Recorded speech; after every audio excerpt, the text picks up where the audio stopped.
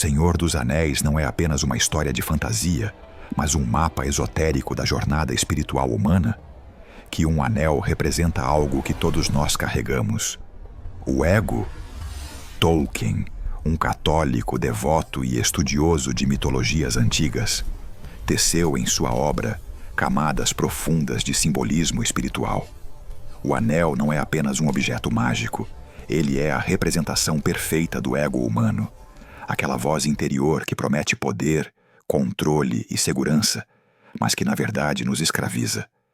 Assim como o ego, o anel hipnotiza, seduz e corrompe todos que se aproximam dele. Um anel para a todos governar, um anel para encontrá-los, um anel para todos trazer e na escuridão aprisioná-los. Esta inscrição é a descrição perfeita do ego.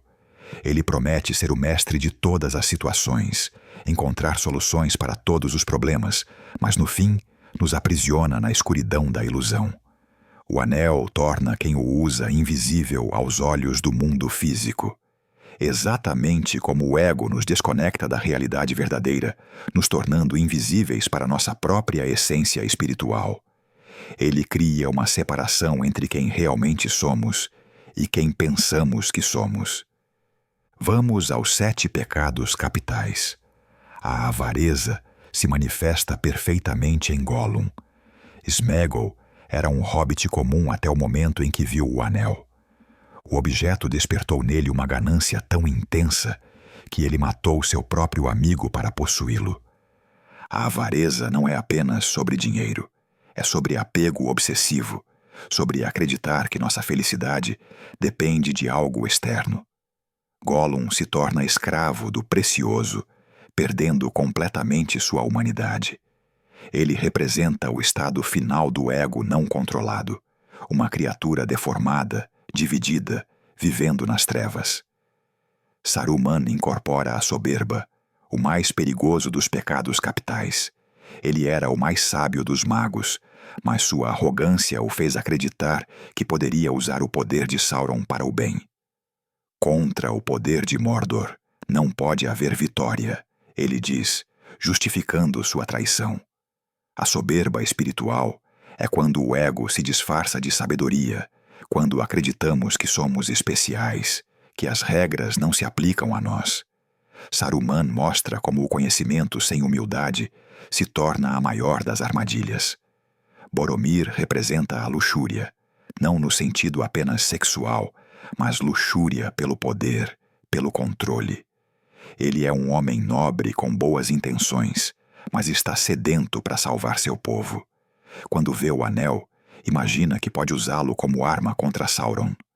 Por que não usar este anel? Ele pergunta. A luxúria do ego é sempre mascarada de boas intenções. Boromir nos ensina que o caminho para a corrupção está pavimentado com justificativas racionais. É meu. Eu o usarei pelo bem de Gondor. Com ele, salvaremos nossa cidade do fogo. Mas sua redenção, seu sacrifício pelos hobbits, mostra que o ego pode ser transcendido. Denethor, regente de Gondor, personifica a inveja.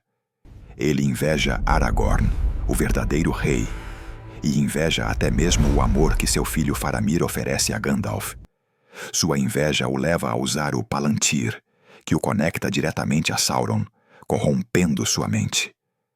A inveja é o veneno que nos faz comparar constantemente, que nos impede de ver nossas próprias bênçãos. Denethor tinha um reino, filhos nobres, mas só conseguia ver o que não tinha. No fim, a inveja o consome literalmente em chamas. Os Nazgûl, os espectros do anel, são a manifestação da ira. Eles eram reis humanos que receberam anéis de poder e se tornaram escravos de sua própria raiva e violência. Não tem mais forma, apenas fúria eterna. A ira é o pecado que nos desumaniza, que transforma pessoas em instrumentos cegos de destruição. Os gritos dos Nazgûl representam a voz do ego em fúria, aquele berro interno quando não conseguimos o que queremos, quando o mundo não se dobra à nossa vontade. A gula aparece de forma sutil nos hobbits, mas não só sobre comida.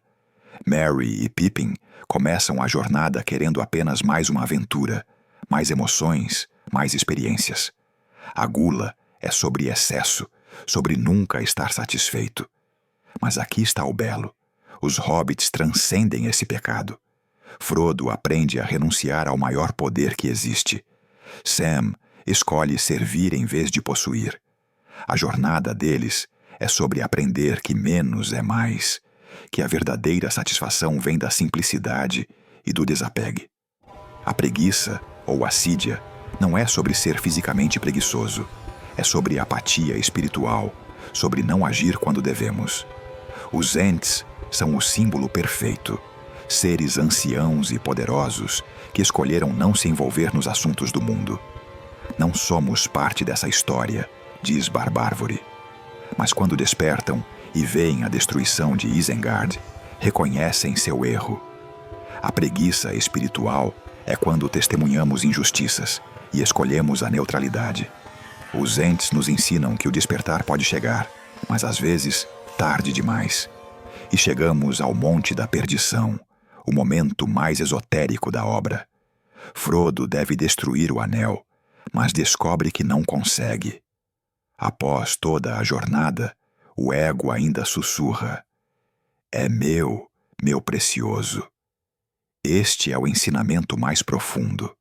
Você não pode destruir o ego apenas com força de vontade. É Gollum, o próprio ego em sua forma mais pura, que cai com o anel no fogo.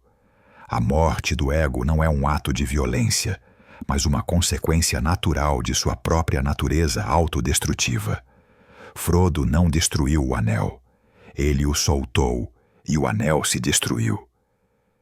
O Senhor dos Anéis não é sobre destruir um objeto mágico. É sobre a jornada mais importante que qualquer ser humano pode fazer.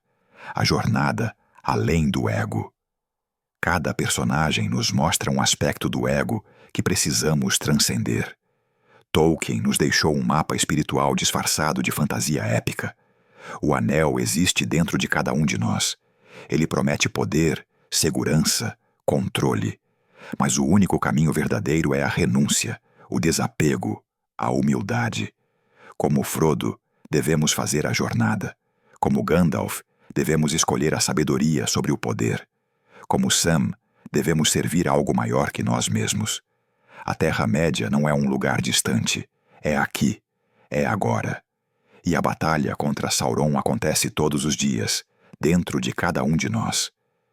Se este vídeo ressoou com você, deixe seu like e se inscreva para mais conteúdo sobre simbolismo oculto nas grandes obras da cultura.